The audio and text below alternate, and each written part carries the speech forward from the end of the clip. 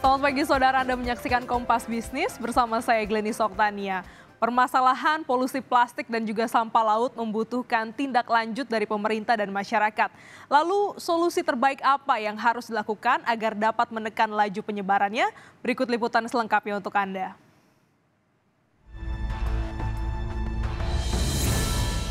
Besarnya jumlah polusi plastik menjadi sorotan global. Berdasarkan data Kementerian Lingkungan Hidup dan Kehutanan (KLHK), total sampah nasional sebesar 68,5 juta ton, di mana 11,6 juta ton diantaranya merupakan sampah plastik pada tahun 2022. Tim Nasional Pengendalian Sampah Laut mengestimasi sekitar 615.000 ton sampah terbuang ke lautan Indonesia hingga laut dunia pada 2018. Pemerintah menargetkan untuk mengurangi sampah plastik sebesar 70% hingga 2025 melalui Peraturan Presiden atau Perpres nomor 83 tahun 2018 mengenai penanganan sampah laut. Dengan strategi Gerakan Nasional Peningkatan Kesadaran Para Pemangku Kepentingan, pengelolaan sampah yang bersumber dari darat, penanggulangan sampah mencakup mekanisme pendanaan, penguatan kelembagaan pengawasan, dan penegakan hukum, penelitian, dan pengembangan. Tahun 2021 sudah kita hitung metodologinya ada dari LIPI ya, dan sekarang BRIN ya. Nah, kita telah turun menjadi 28,5% sampai tahun 2021. Nah, di dalam tim tersebut ada 5 strateginya, yaitu Gerakan Nasional Peningkatan Kesadaran Para Pemangku Kepentingan. Kemudian kedua, pengelolaan sampah bersumber dari darat. Memang kalau kita bicara sampah laut, 80% itu adalah sampah darat. Regulasi tersebut mengacu pada penanganan sampah plastik atau sampah yang mengandung senyawa polimer berasal dari daratan, badan air, dan pesisir yang mengalir ke laut dan menjadi sampah laut. Menurut Sistem Informasi Pengelolaan Sampah Nasional Kementerian Lingkungan Hidup dan Kehutanan, mayoritas sampah Indonesia berupa sisa makanan sebesar 41,55%, sampah plastik sebesar 18,55%, sisanya adalah kayu ranting, kertas karton, logam, kain, kaca, karet kulit, dan sampah jenis lainnya. Tanpa penanganan yang tepat, sampah laut akan berdampak pada hewan laut. Peneliti BRIN mengungkapkan bahwa kemungkinan di masa mendatang sejumlah anggota vertebrata polikromatik akan berkurang. Bahkan cemaran mikroplastik di laut dan sungai jika termakan manusia bisa mengancam kesehatan. Kedepannya kan sudah diestimasi bahwa tahun 2050 ada prediksi jumlah ikan akan kalah daripada jumlah plastik 3:1 gitu. Kalau itu terjadi betul-betul tanpa kita berbuat apapun, sumber pangan kita akan berkurang, terutama sumber pangan yang dari laut, dan itu tentu saja sangat membahayakan. Paling terpengaruhi bukan ke arah sumber ya, karena kan memang ketika mikroplastik atau plastik ini sudah terbuang ke lingkungan, dia akan secara langsung ataupun tidak langsung terbawa oleh arus, terbawa oleh angin, yang akhirnya berputar. Terkait hal ini, pihak Dirjen Pengelolaan Ruang Laut Kementerian Kelautan dan Perikanan menjelaskan keterbatasan dana menjadi batu sandungan untuk menangani masalah laut yang lebih lanjut. Kita mengharapkan dengan APBN yang kita ada sekarang ini kan sangat terbatas ya. Sehingga kenapa tadi saya sampaikan ini strateginya antara lain kita menggunakan pola pentahelix tadi itu. Di situ ada swasta juga. Mungkin dari CSR dia juga bisa membantu bagaimana caranya dia untuk membantu bagaimana sampah-sampah plastik itu tidak sampai ke laut. Kemudian LSM. Ini juga LSM jangan kita cuma lihat LSM yang dalam negeri ya. LSM dari luar negeri pun banyak yang betul-betul aware terhadap sampah plastik di laut ini. Senada dengan ini, Diverse Clean Action atau DCA, LSM yang fokus pada sampah laut memaparkan mahalnya biaya pengangkutan sampah di pesisir menjadi tantangan penanganan sampah laut. DCA mencoba untuk gimana sih supaya mengurangilah beban biaya itu nganter-nganter sampah mahal banget ke Bantar Gebang gitu. Kalau bisa ya sampahnya udah terpilah di pulau, jadi yang organik bisa dikompos di sana dan ngurangin beban tonase yang nyampe ke darat. Menjaga lingkungan dari kontaminasi sampah merupakan tanggung jawab moral bagi setiap orang. Hal ini sesuai dengan Undang-Undang Nomor 18 Tahun 2008 tentang pengelolaan sampah.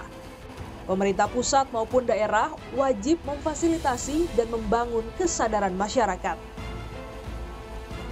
Pengamat sosial UI menilai perlu dibangun kesadaran yang tinggi pada masyarakat agar polusi plastik dapat ditanggulangi tanpa menunggu peran aktif dari pemerintah. Jadi memang butuh waktu bagi sebuah komunitas, bagi sebuah masyarakat, apalagi bangsa, untuk bisa menerapkan aksi-aksi kedisiplinan yang prosesnya harus dimulai dari struktur dari sistem. Baru kemudian akan terbentuklah kultur, gitu ya. Nah, struktur atau sistem itu berarti ada aturan main, bahwa misalnya orang denda kalau kemudian membuang sampah sembarangan apapun itu. Indonesia negara maritim, lautnya kaya melimpah ruah. Plastik sesaki laut, hamparan laut pun berubah. Pahit nanti jala tak lagi menjaring ikan kala kapal singgah. Jangan saling tunjuk apalagi menunggu hingga parah. Semua harus berjuang ketimbang kena getah. Mari bersama lebih peduli daripada menanggung ulah. Klinis Oktania, Kompas TV, Jakarta. Upaya kebijakan mengurangi pemakaian plastik sudah dilakukan, tapi belum efektif menekan pengelolaan sampah plastik. Saudara, Indonesia kini menjadi negara kedua terbesar di dunia dalam penyumbang plastik di laut. Setiap tahunnya ada timbunan sampah sebesar 69 juta ton dengan kontribusi tertinggi kedua adalah sampah plastik. Saudara, data juga menunjukkan setiap tahun sejak 1995 tren sampah plastik ini selalu meningkat yang disebabkan karena pertumbuhan masyarakat di Indonesia dan semakin tingginya aktivitas sehingga mencari yang simple untuk makan. Karena begini saudara, kalau untuk kita makan biasa banyak peralatan yang harus dicuci nih ya dengan menggunakan plastik, tentunya kita tinggal buang, bereskan dan buang. Nah, biasanya nih didukung juga banyak kegiatan di Indonesia yang bikin acara bareng, misalnya buka puasa bareng, halal bihalal, arisan. Nah, di mana kegiatan-kegiatan seperti ini seringkali atau kerap kali memakai plastik atau styrofoam sebagai wadah makanan.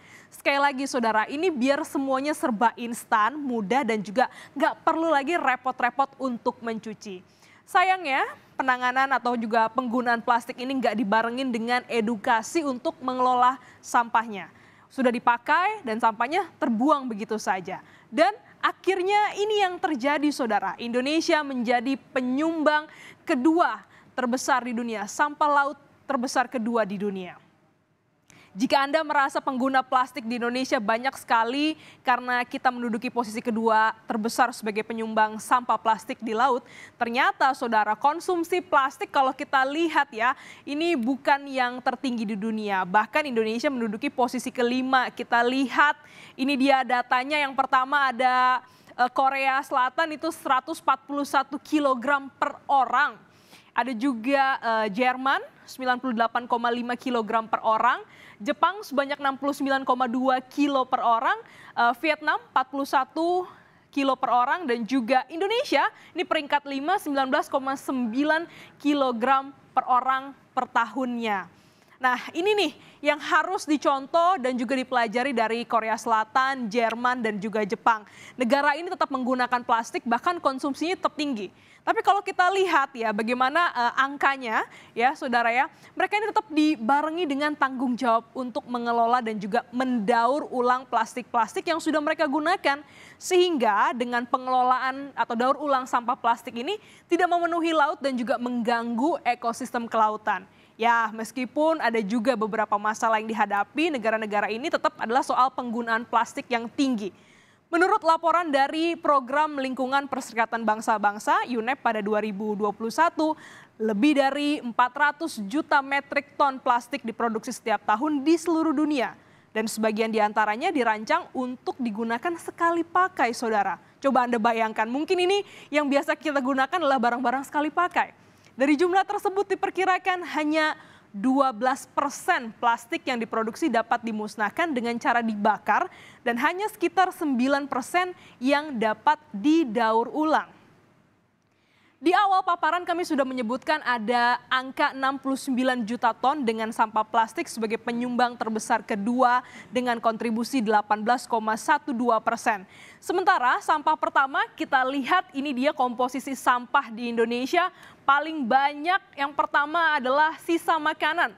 41,53%. Nah, ayo nih, siapa yang di rumahnya sering makan yang nggak habis, akhirnya sampahnya dibuang, dan ini ternyata kontribusi terbesar kita adalah sisa makanan. Kedua, plastik 18,12%, kayu ranting 13,3%, kertas atau karton 11,15%. Nah, kalau untuk dibuang atau untuk di recycle kan memang saat ini jumlahnya masih terbatas ya saudara. Nggak semua rumah tangga, nggak semua orang juga punya keinginan ataupun juga kesadaran untuk bisa mendaur ulang sampahnya. Nah, sehingga jumlahnya mencapai hampir 25 ton sampah makanan per tahun. Jadi sebenarnya tanggung jawab siapa saudara? Sebagai bagian dari peradaban modern tentu manusia tak bisa lepas dari kegunaan plastik ini. Maka jadi PR nih buat pemerintah dan juga masyarakat untuk bersama-sama lebih bertanggung jawab atas penggunaan plastik yang telah digunakan. Pemerintah sebenarnya sudah membuat beberapa kebijakan untuk mengurangi sampah plastik. Sayangnya hal tersebut belum mampu secara efektif menekan konsumsi atau menambah tingkat daur ulang sampah. Persoalan collecting system ini kan persoalan yang serius sebenarnya di collecting system ya.